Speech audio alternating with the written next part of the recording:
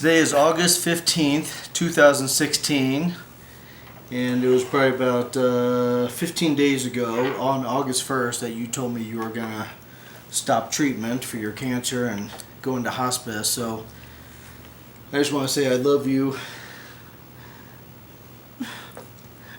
very, very much. It's not an easy decision to make. And I'm going to miss you. Very, very tough. And we don't have to review the whole thing, but tell me, what was the first sign of your cancer? When was there first trouble? Well, probably a year and a half ago, almost 2 years ago, that I had a cancer show up on my arm.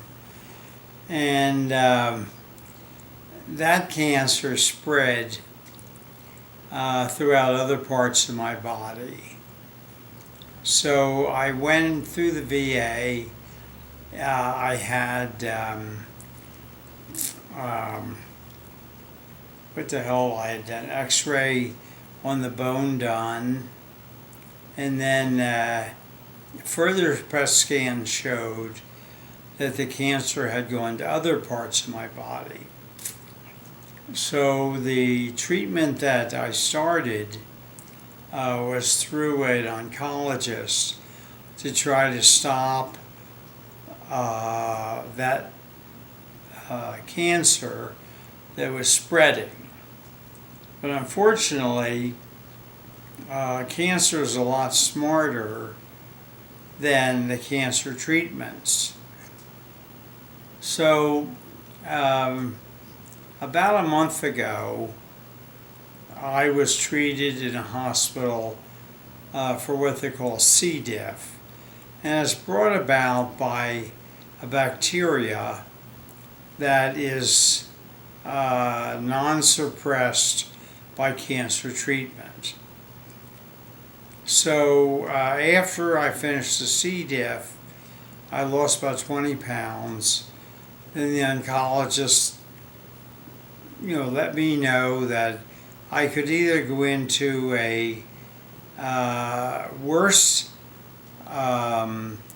treatment, or I could be like a lot of other people and just at my age let it go and live peacefully for as much of a part of the life as I had left. So I talked to my sons, I talked to my brothers, I talked to my wife, and I think the consensus was that rather than prolong hardship and suffering, that I would just live out what I had left, and that would be the rest of my life. So here I am in my own place in Arizona. My sons are visiting me, and it's just wonderful to be with them at this part of my life because I know what's coming. Well, I am going to miss you very much, and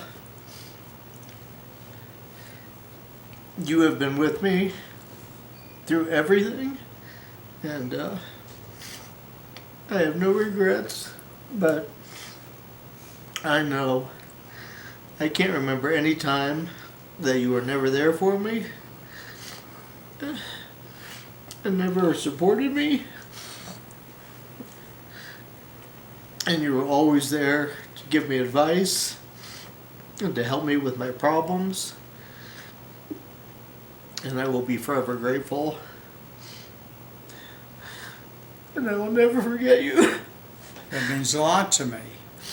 It really means a lot. Tell me, give me some advice. Give me some life advice that I can live by. If you want me to remember things or what. I'll tell you, I'll give you the same advice that my mother gave to me because she died of cancer. And she said, Ed, your mother and your father were very honest people.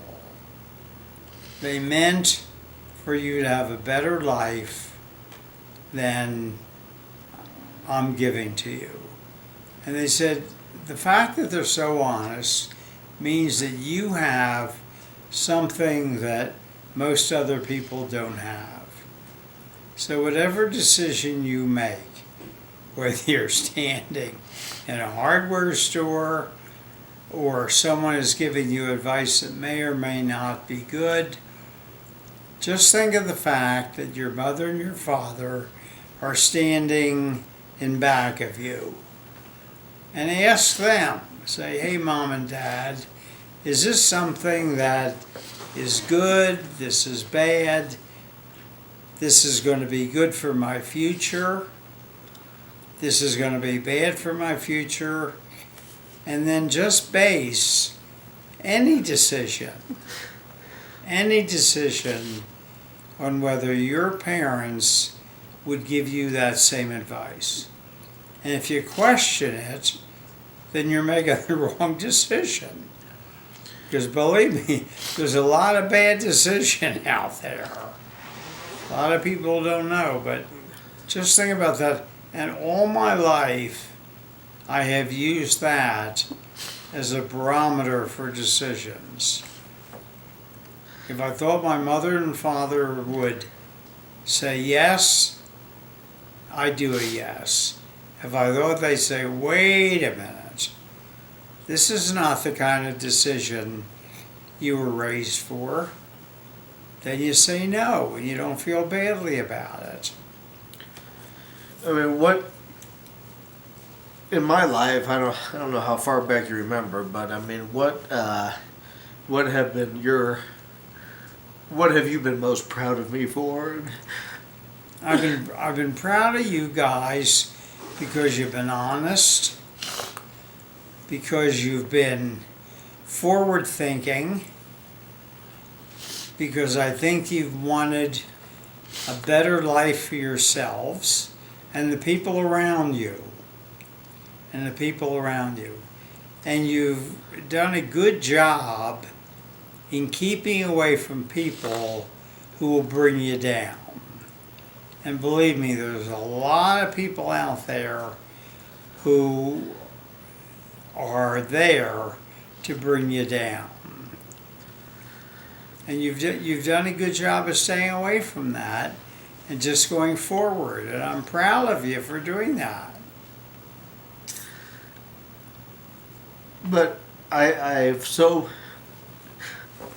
enjoyed sharing.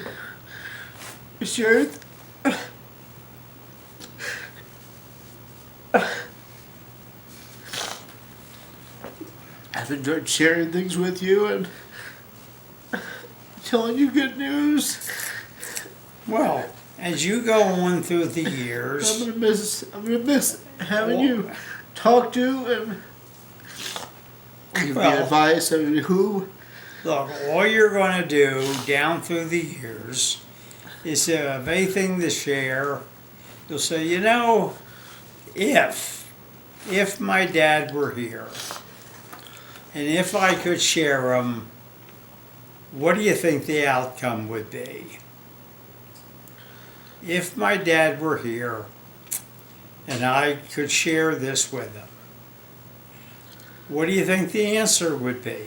What kind of direction would he put me in so that I go the right direction? There's so much in life to pull you away from the right direction. Just think about what's the right direction, what's best for you, and steer away from the badness in life. That's all it is. And you'll always go the right direction. Always. Well, I'm gonna miss talking to you about projects and asking you about different things. And I'm gonna miss it too. I'm gonna miss it too. But another cycle will keep on going. you're a very strong person, and you're going to see yourself through this, and there's light on the other side. You know I love you, right? You know I know that, and I love you too, and that's going to help. Just think of all the kids who don't get along with their parents. I mean, aren't they really missing something? Yes. There are a lot of kids. People don't talk to their families. They don't talk to their brothers. They don't talk to their sisters. I don't know why, but I leave that up to their problem. So you've got a wonderful brother to get closer to. You have wonderful friends to vacation with or be with. And this is all part of what life is.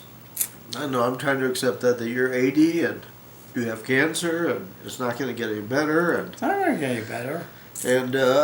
But You have memories. You have great memories. I just look at it like it's my turn to lose a parent. And I'm going to lose Mom eventually. But you're strong. You go forward. You're very, very strong. And you'll just beat a path toward forward. And when you're in the middle of something you'd enjoy, you can say, boy, my dad would have really have enjoyed that. And you smile, and just the memories are going to carry you forward. The memories will carry you forward. I know I'll be able to go on, but I love you so much. We've had a wonderful, wonderful life together. Really have. And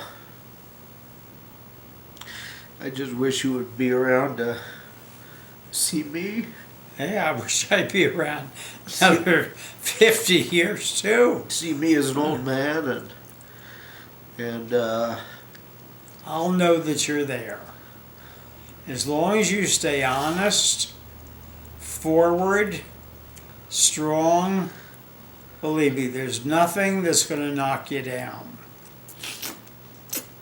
I don't care who enters your life, what situations enter your life, as you are strong, when you're strong and you can make determinations yourself and say, hey, would my mom or dad do a dumb thing like that? That's going to make life easier for you. I mean, just look at all the dumb people around you.